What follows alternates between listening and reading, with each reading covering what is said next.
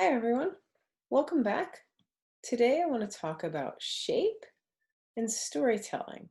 And I brought two artists to share with you, Jacob Lawrence and Nina Chanel Abney. So here are some pictures from them. Jacob Lawrence was an African American artist who was born a little over 100 years ago, and he died in the year 2000.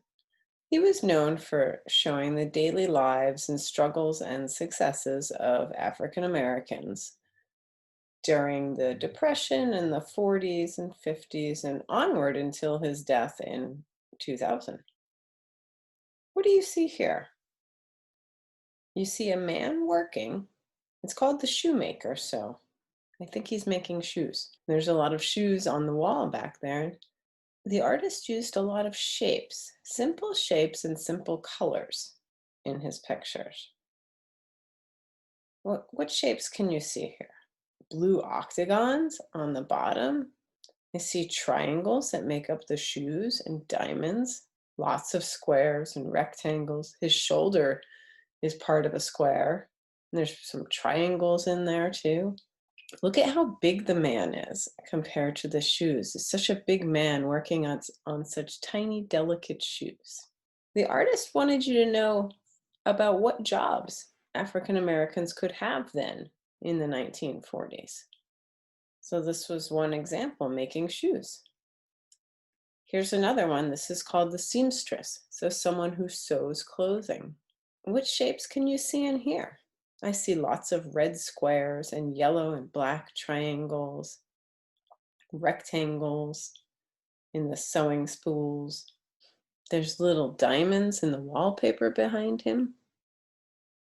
So he used shapes to tell his stories and to let you know what was happening. Can you get an idea of what life was like then?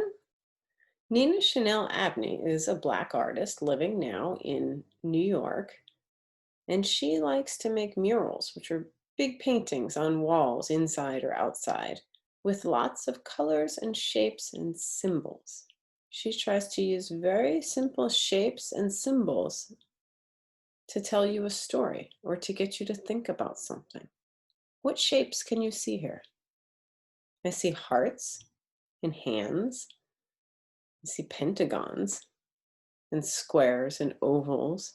I see numbers and letters, so symbols, and lots of colors. Here's another mural she did at a museum in Boston. She said she made the black and white squares in the back like a checkerboard or like a game. And she wants you to look at this and think of what it means to you. What story can you tell by looking at this? She's got red circles in here and dollar signs. What do you think she wants you to think about? She's used very simple shapes and colors to tell her story. So we looked at two artists who work with basic shapes and basic colors to tell you a story or to get you to think about something. So what we're going to do is make a collage. A collage is a painting or a picture that you make that's made up of cut out pieces of other things that you glue together to make a picture. So I want you to think about a story you want to tell, about something that's happening in your life right now, or something you think about.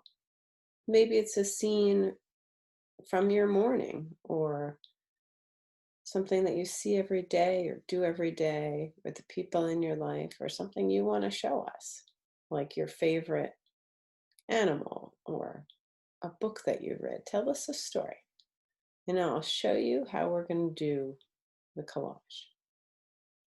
You need a piece of paper for the background.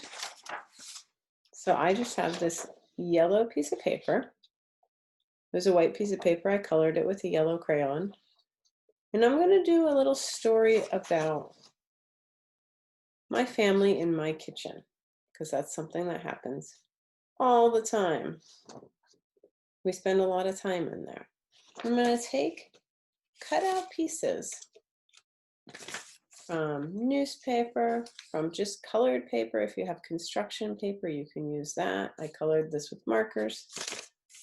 I cut up some paper bag pieces. I took some cutouts from some flyers that came in the mail, some more pieces. And you're going to arrange these on your paper and make a scene and glue it down. And I'll work on this for a little bit and then I'll show you what I mean. Here's the collage I worked on.